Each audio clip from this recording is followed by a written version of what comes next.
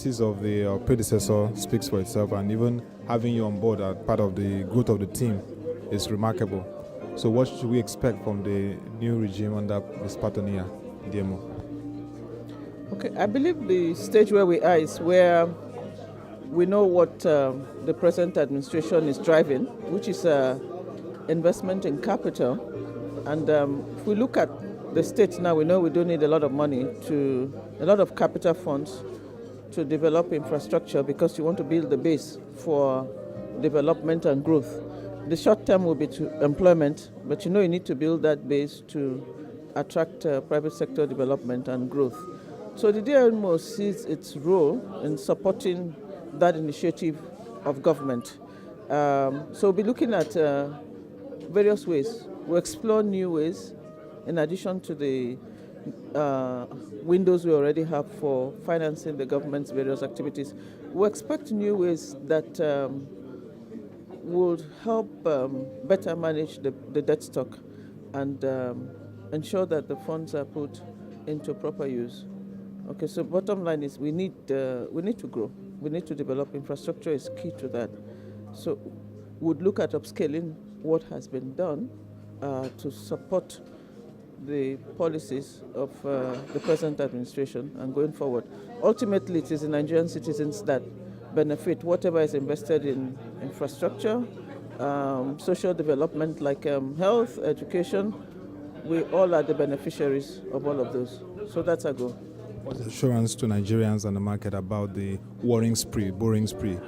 Minister of Budget said it's not yet up to 20% of the GDP, the 16 to 19 trillion. But what do you have to say as DMO DG now?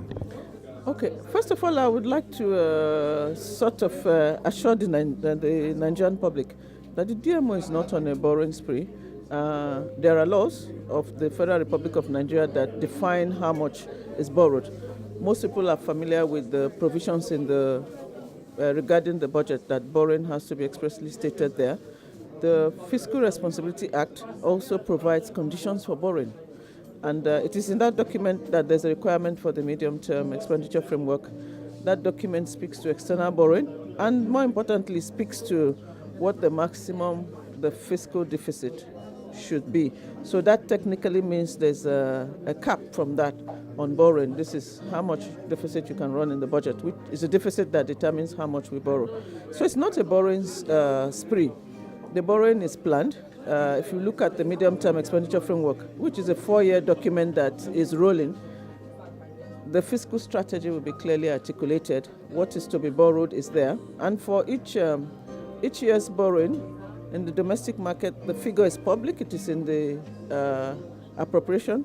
And even in international capital markets, the figure is also in the Appropriation Act. So how do we measure that, make sure that all of that borrowing is carefully managed? So I think that is the issue. So the first thing is not a borrowing spree. There's a plan, there are approvals, and those approvals are determined by the laws of Nigeria. So neither the DMO nor the Ministry of Finance can go out and borrow on its own. So there's some control there. What we are trying to do, which the DMO has been doing for some time, is to make sure that the debt stock, as much as possible, the interest risk is not too high, the composition in terms of domestic and external, and also in terms of the tenor. Obviously, what we're looking to financing are long-term projects, and you also don't want the government every 3 months, 6 months in the market.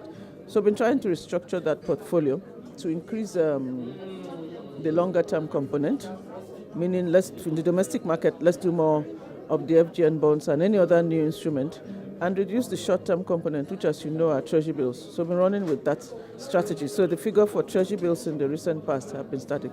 On the external side, you've seen what we've tried to do. Overall, we do have external borrowings from the World Bank, the Islamic Development Bank. Those are usually concessional loans. So the external borrowings sort of tend to complement that and make more funds available. Don't forget, from the external front, we can get more lower interest rates, and we can get longer tenors. So that speaks to the objectives. And that will be a continuous process, but we then need to upscale that to see are there additional financing channels that we can introduce to support the development objectives of the government. So that will be the challenge we're running with now.